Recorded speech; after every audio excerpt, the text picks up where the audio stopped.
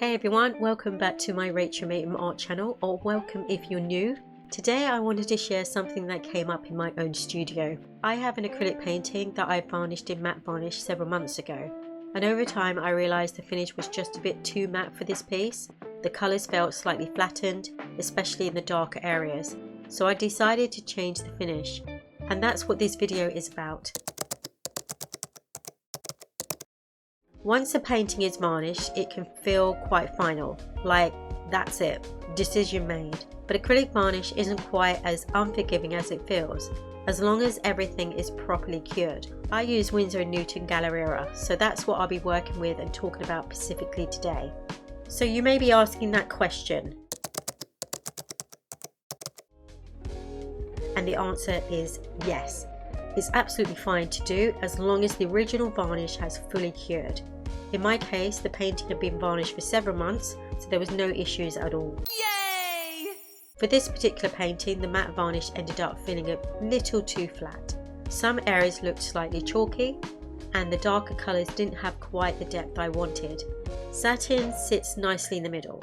It softens the surface without making it shiny, and it brings a bit of life back into the colours. I kept the process really simple. First, I gently removed any dust using a soft dry cloth. Matte varnish can scuff quite easily, so you want to be careful here. Then I stirred the satin varnish slowly.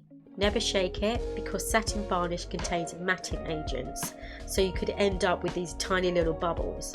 I applied one thin, even coat using a wide, soft synthetic brush, working in one direction and then leaving it alone. That part's important. Don't overwork it. Satin will level itself out as it dries. You'll notice a subtle change rather than anything dramatic. The colours appear slightly deeper, the surface feels more even, and there's a soft glow instead of a flat or chalky finish.